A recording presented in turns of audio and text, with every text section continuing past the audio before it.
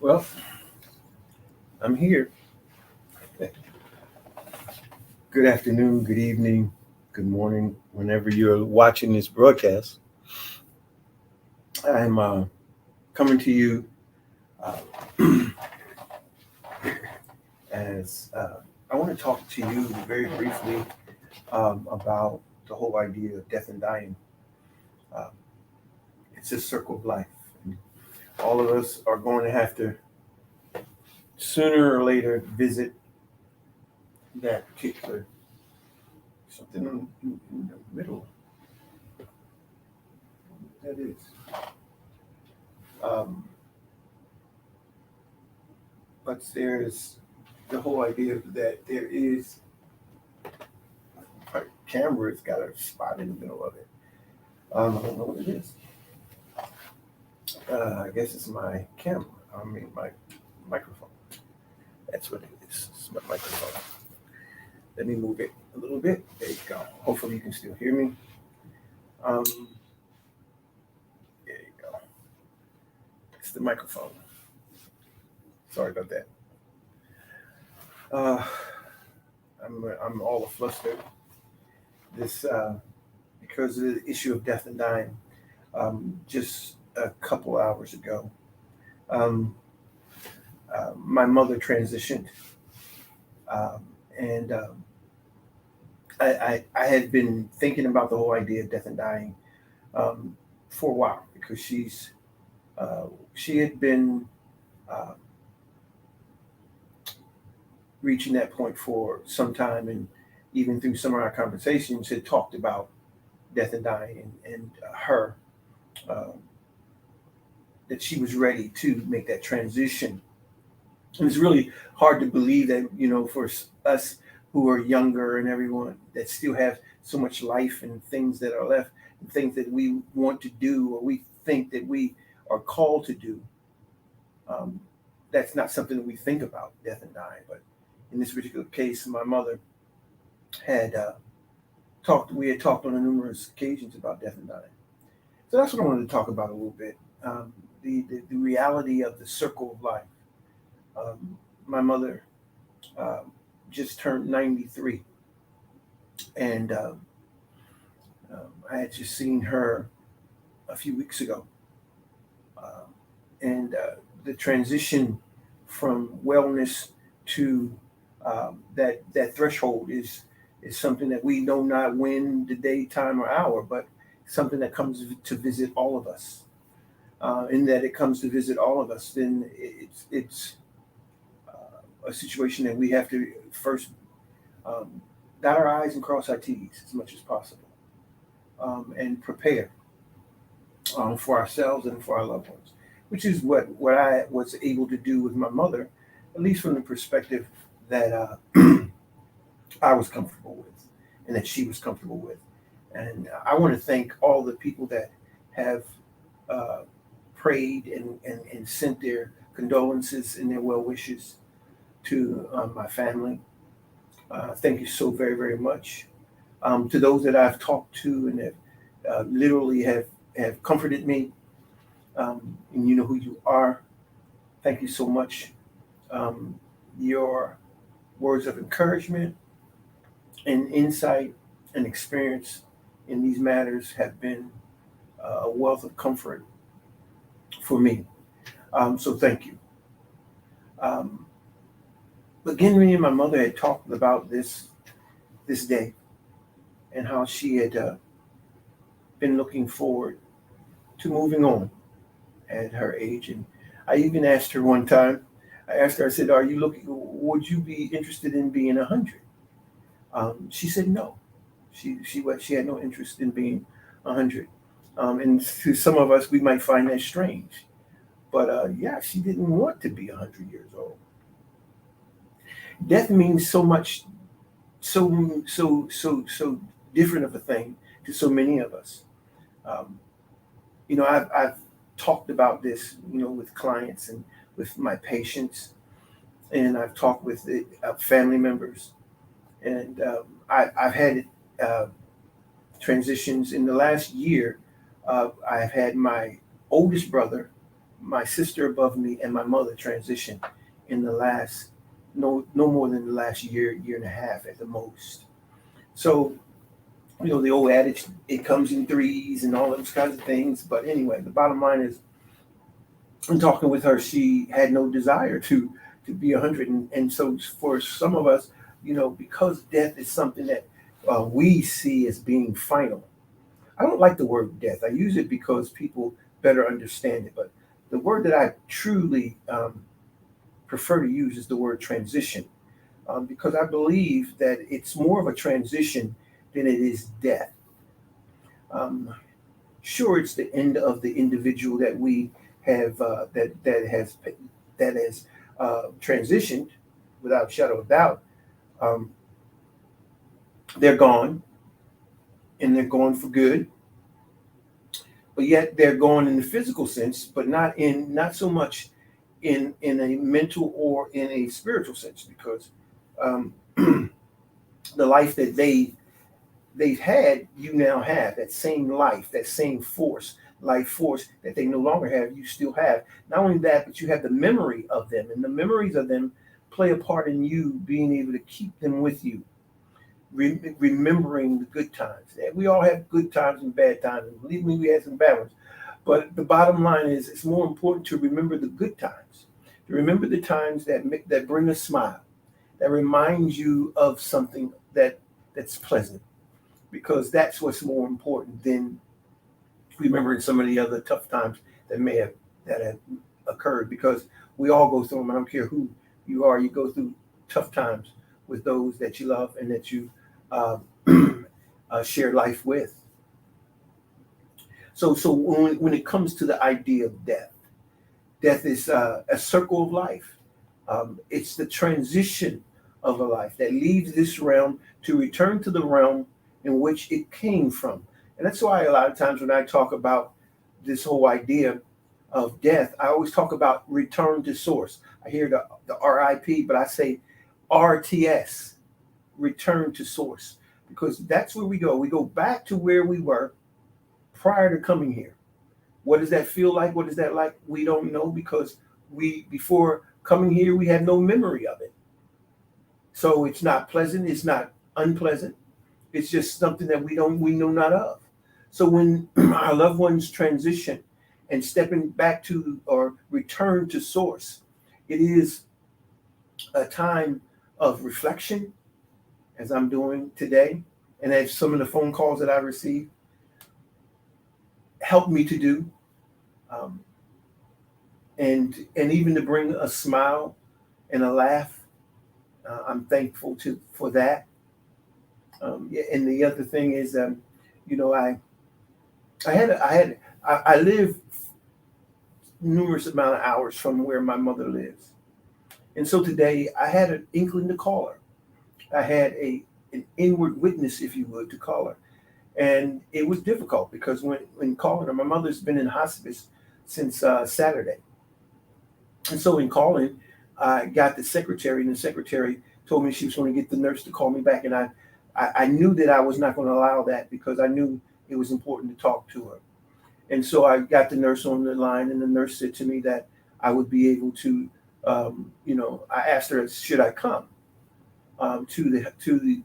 it would take me uh, about an hour or so to fly, but it would take me numerous amount of hours to to drive. And so she said, if I were you, I would come. And I said, okay, but let's do this. I would like to speak to her.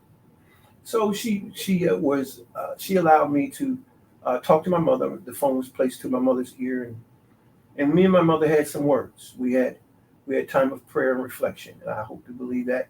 I believe that she was cognizant enough, conscious enough, alert enough to understand. But at the same time, I did hear her say what she always says when I call her, and that is, "Hi, babe." It was not the normal way. It was, hard to distinguish, but that's what I gained and gleaned from it. And and so it's a time of reflection. It's time when death comes. It's not a it's a time of reflection of cleaning the slate. Okay, cleaning the slate. It's not about the hurts and the pains and the disappointments. It's not about that anymore. All that has passed or is about to pass. It can pass if we would allow it to pass. But we want to carry that which is that is nourishing, wholesome, clean, and loving, and kind and compassionate relative to our loved one.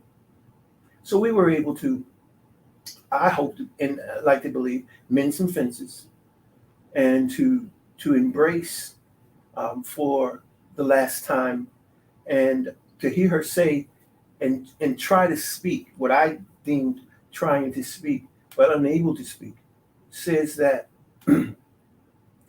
and that we were able to mend some things, and to know that she was comforted and at peace and at rest, also gave me even more constellation um, about what and where she was and what she was doing.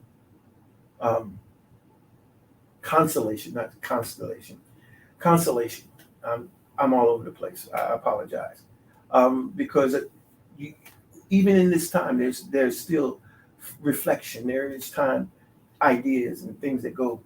But I still am so happy to be able to be the last one to speak to her, because once I hung up 10 minutes later, I was told that she transitioned.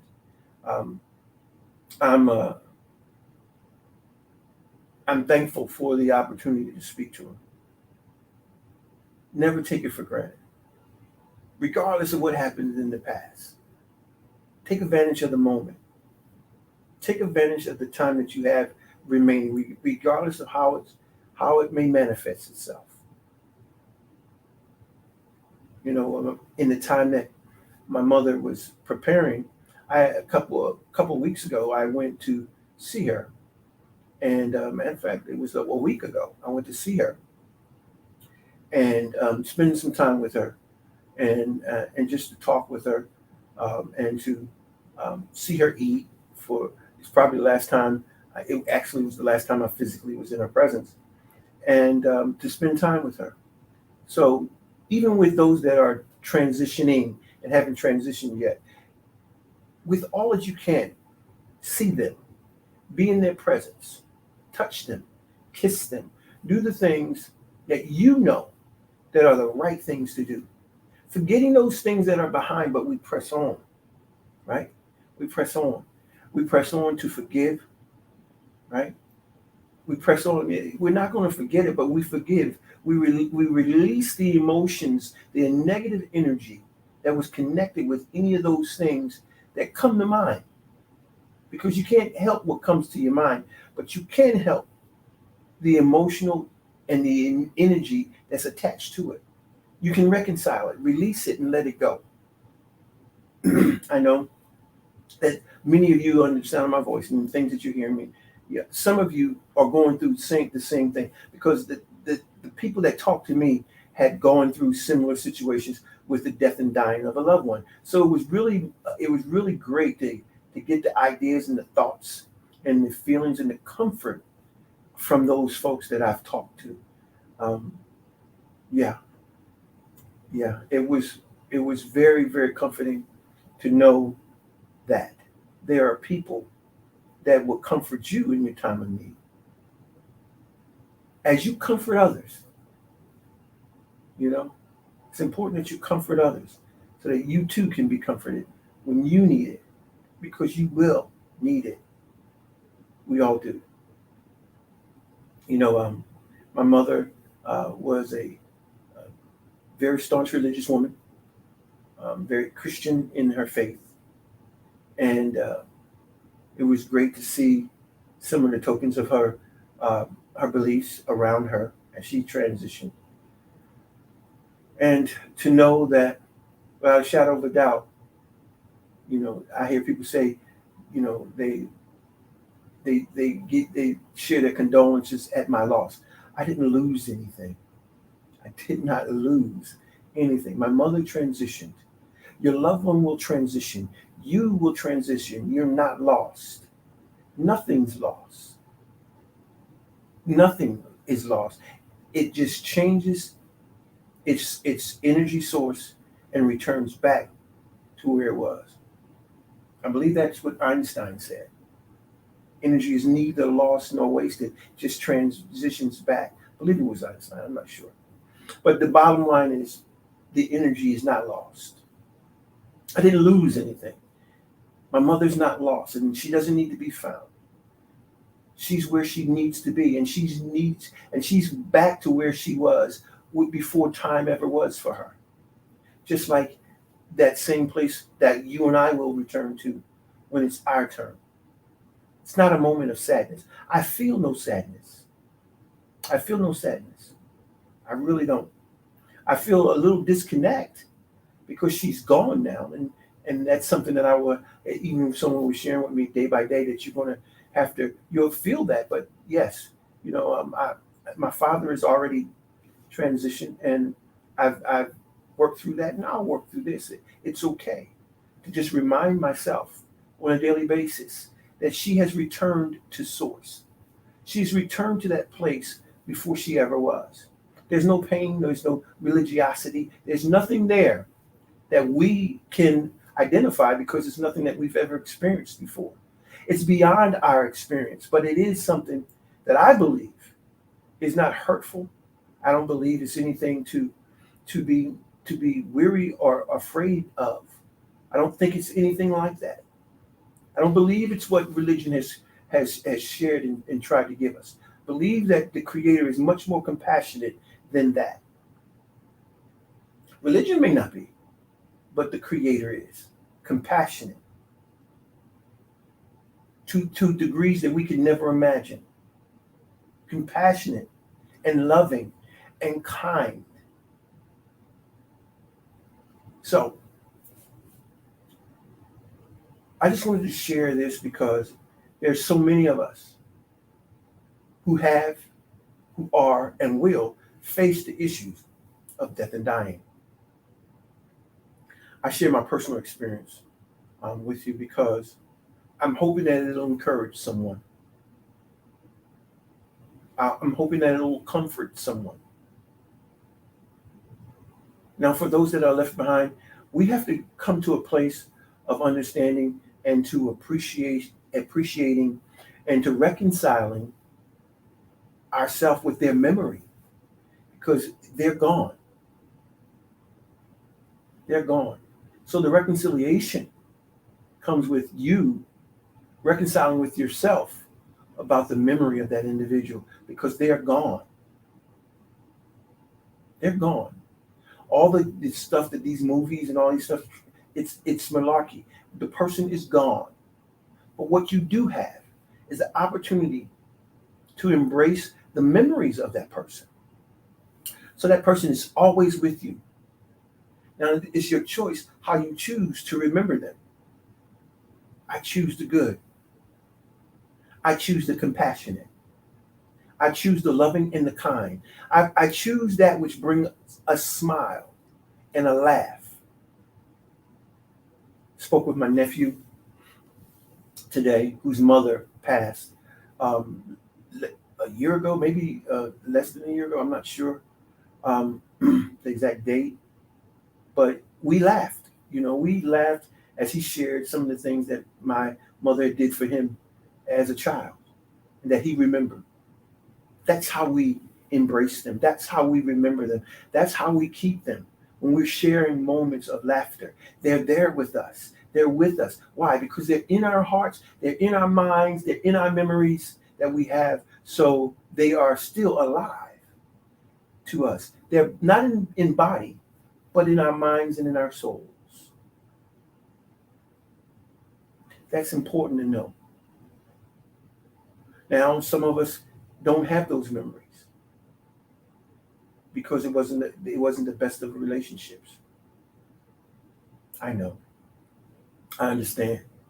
Believe me, I do. But one thing that we can be thankful for, no matter what, no matter how the relationship came out or good, bad, or indifferent, if it wasn't for those people, you wouldn't be here. So for that and that alone, we are thankful and grateful, right? We're thankful and grateful because we're here today, and we wouldn't be without them. So regardless of what they've done or what they failed to do, we have to have gratitude and thankfulness for that person. So we can remember, if we can't remember anything, we can remember that because I'm here today because of them. And I wouldn't be here without them. And so I'm thankful for life, health, strength, and the ability to remember that if it wasn't for them, I wouldn't be here. That's all you can remember. Remember that.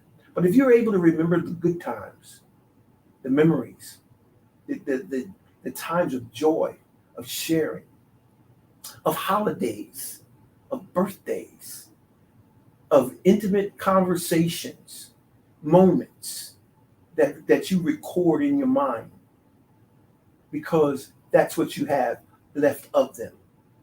Embrace them. Hold on to them, because that's how you keep them with you. Okay? That's how you keep them with you. My mother, I take solace in that I was the last one she spoke to. At least that's what the hospice nurse that was tending to my mother told me. So I think that is something that I will never forget. I don't need to lie about it. I don't need to. The bottom line is, I spoke with my mother, and I was told that I was the last one to speak to her. I was the last voice she heard. I'm definitely thankful for that. I'm thankful for that. And so create those things for you. You have loved ones that say that they're not going to do this and they're not going to do that because they're remembering the hurt. They're remembering the negative. Don't do that. Don't hold on to the negative. Don't hold on to the negative. As much as possible, remember them positive and the that which brings a smile, as I said earlier. That's what we remember. That's how we embrace them. And that's how we keep them. Death and dying, it really is a real issue. So if you would do me a favor, would you like? Would you do that? Would you subscribe? Would you hit the notification bell? I would very much appreciate it. Because death and dying is something that we have to ruminate, elevate, and to activate it concerning in all our lives. In all our lives. It's something that we have to really, really deal with because it's real. It's a part of life. And we were young, and now the ancient scriptures say that, or the biblical narrative says that I once was young, but now I'm old. But I've never seen those that trust in the Creator forsaken. So we know that this is not a bad time. It is a good time. A time of appreciation. I appreciate my mother. To appreciate something is to esteem value to it. To recognize its intrinsic value. Value those. And the most incredible thing that I've been granted was an opportunity to spend time with her before she transitioned. I'm grateful for that. I'm grateful for that. So create those things for yourself. Create those things for between you and your loved one. Never allow anything to separate you from that. There's so many ways that you can be with your loved one in these days, whether that's virally, telephonically, or in person. However, there's so many ways. There's no excuses for not being with a loved one in their time of transition. Put down the hurt, the harm, and all the other bad memories. Get away from that. You don't want to let that stop you from your last opportunity to reconcile. Put it away. It serves you no good. None. Absolutely none. So you want to grant the wish as much as possible of those that are transitioning, whatever that may be. Know that you've done the best that you can do, whatever that is. Whether that's to be there or not to be there. However, whatever it is, but there is a way that you can reach out and make an attempt to do something, to say something, to make that reconciliation. And if you've done that, you've done the best that you could do. Take solace in that. Take solace in that. Well, I appreciate you being able to allow me to share this time. I know so many people have so many other things to do, but it's May the 11th, 2023, and my mother transitioned. This is G. Alpha Palmer saying namaste, peace. God bless you. We'll talk to you next time.